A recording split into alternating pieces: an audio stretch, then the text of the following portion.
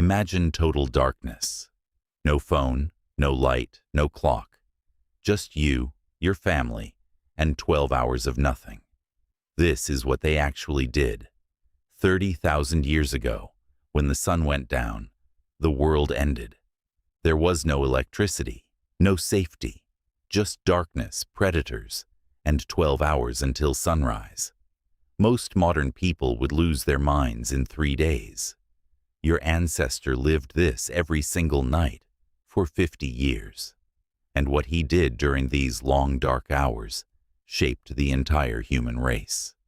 The fire he tended, the stories he told, the art he made, the fears he faced. Tonight, you'll see what really happened in the dark. The first thing he did at night was light a fire, but not just for warmth. A fire was the only thing keeping him alive after sunset. Wolves circled the camp at night. Hyenas waited in the bushes. Saber-toothed cats hunted in the dark. Without the fire, his entire family would be dead by morning.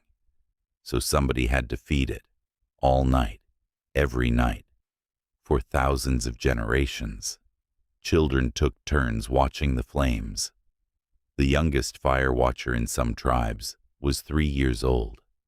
But the fire did something else too, something more important than warmth or safety. It made the night smaller. It carved out a small circle of light in a world of total darkness. Inside that circle, you could see your family's faces. You could share food. You could speak. Outside that circle was death. Inside it was the entire human world. The next thing he did was eat. But not like you eat. There were no chairs, no tables, no plates. The whole tribe sat in a circle around the fire. They passed food from hand to hand. Smoked meat, dried berries, bone marrow scraped out with sticks. Eating at night was a ritual. Nobody ate alone. Nobody ate first. The strongest hunter often ate last. The children ate first, the elderly second. If a member of the tribe was sick, his portion was prepared by hand and brought to him. This is where human community was born. Not at work, not in cities. Around a small fire, in total darkness, sharing food that someone risked their life to bring home. Then came the part nobody expects. They told stories.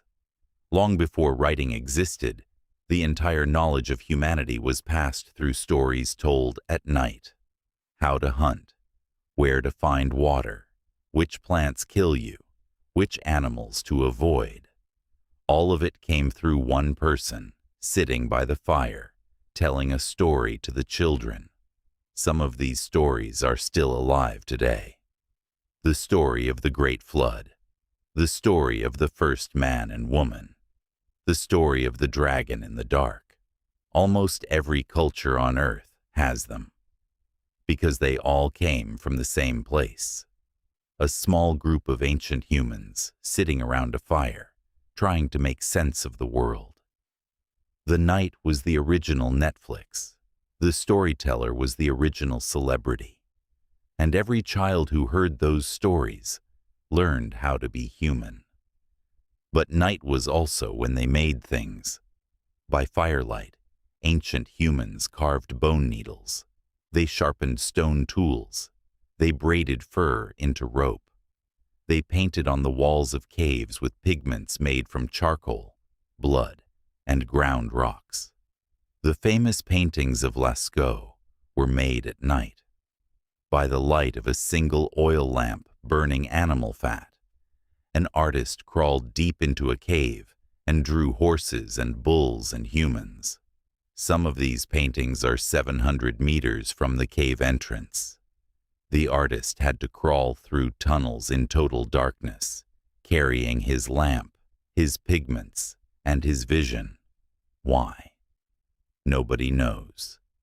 But these paintings are the oldest art on Earth, and every single one was made in the dark. And then there was music. The oldest musical instrument ever found is a flute. It was carved from the wing bone of a vulture 43,000 years ago, found in a cave in Germany. Modern musicians have played this flute. It still works. It plays the same notes as a modern flute. Around the fire at night, somebody played that flute. Somebody else clapped a rhythm. Somebody danced. The first concert in human history happened in a cave, by firelight, 43,000 years ago. Music, dance, storytelling, art. Everything you call entertainment was invented at night by people who had nothing else to do. The stories would end. The flute would fall silent. And then came the most dangerous part of the night, the hours between midnight and dawn. This is when wolves were boldest, when predators came closest to camp. The whole family slept in a single tight group, wrapped together under fur blankets to share heat. If you slept apart, the cold would kill you before sunrise. Modern people sleep alone in big beds in heated houses. Your ancestor slept pressed against his brothers and sisters, or he froze. While they slept, the night was full of sounds. Wolves howling, branches breaking, things moving in the dark. Ancient humans developed an instinct that you've inherited, but no longer use. The instinct to wake up at every small sound. If you've ever woken up in the middle of the night for no reason, that's your ancestor's brain, listening for predators that haven't existed in 30,000 years. Your fear of the dark? That's not childish. That's evolution. The dark really did kill your ancestors. For most of human history, night was the most dangerous time of the day. So what did ancient humans do at night? They lit a fire. They ate together. They told stories. They made art. They played music. They listened for death. They invented everything that makes us human. All of it happened in the dark. Tonight, when you turn off your lights, remember this. Your ancestor sat in total darkness, told a story to his children, and changed the world. Without him, you wouldn't exist. And without the dark, neither would humanity. Think about that the next time you sit alone in a quiet room. Every word you know, every story you've heard, every song that ever moved you, all of it began in a circle of firelight, surrounded by darkness, with someone who loved you. That is the inheritance of every human alive today.